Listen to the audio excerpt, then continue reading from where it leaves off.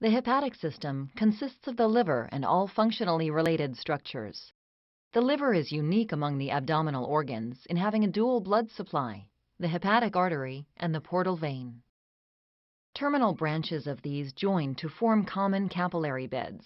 Thus, a mixture of venous and arterial blood bathes the liver cells, also known as hepatocytes.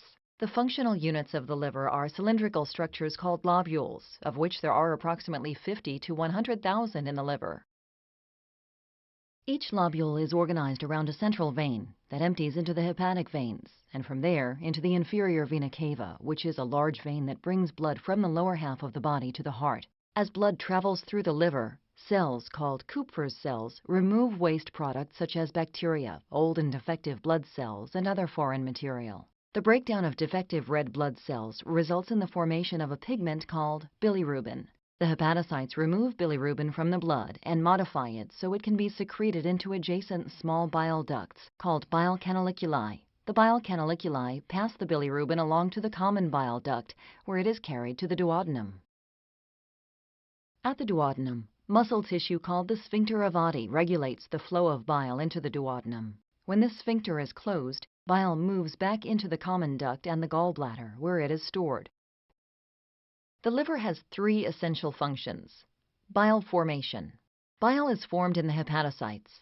Bile is essential to the elimination of bilirubin because the bile transports the conjugated bilirubin. Once bile has been released into the duodenum, it aids in the digestion of dietary fats and fat-soluble vitamins. Glucose metabolism. The liver converts glucose into glycogen, which it stores in the hepatocytes.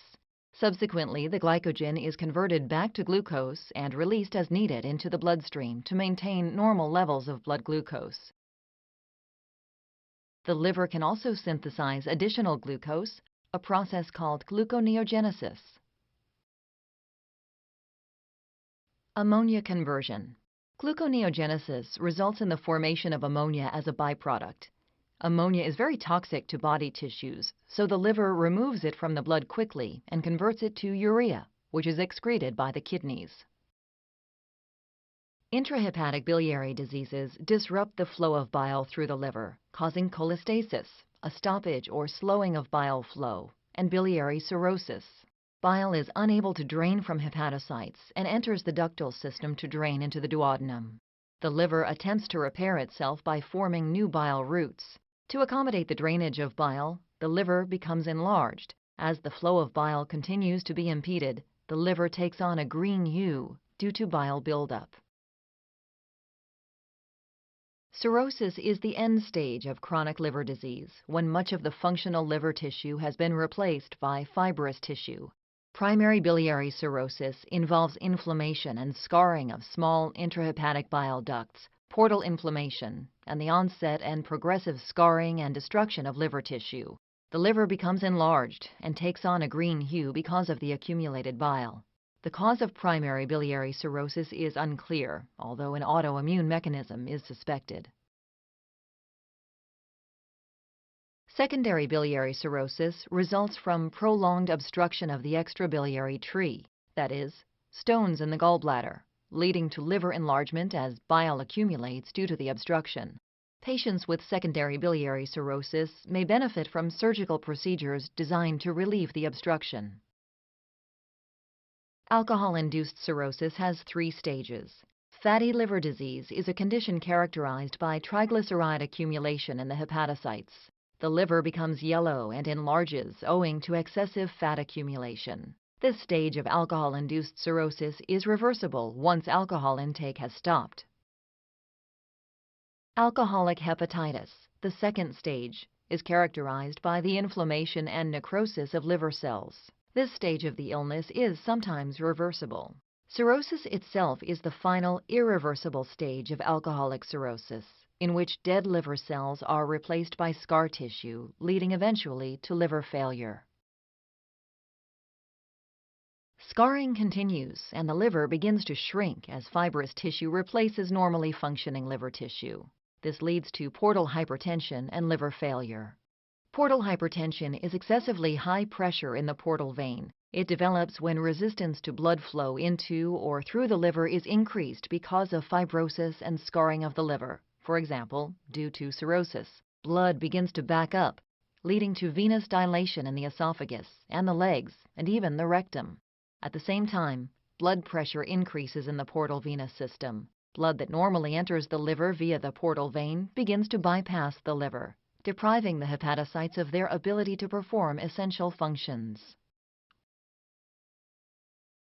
Ascites is the accumulation of fluid in the peritoneal cavity and is one major result of portal hypertension. The blood that bypasses the liver is diverted to abdominal peritoneal vessels.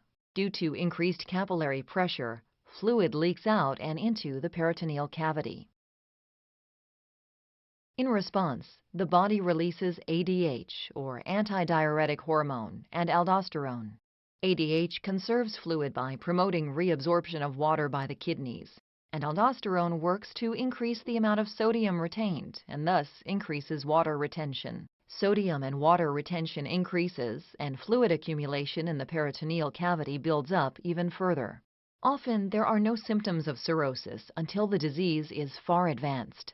One symptom is nutritional deficiency. As the flow of bile into the duodenum decreases, the small intestine is less able to digest nutrients. Another symptom of cirrhosis is hepatocellular jaundice. Jaundice is a coloration of the skin, either yellow or greenish yellow, resulting from the abnormal elevation of the bilirubin concentration in the blood.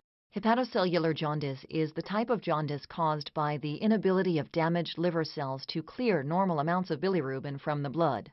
Bilirubin also seeps into the person's urine, turning it pale and frothy, while the bilirubin level in stools is reduced. As a result, stools turn pale.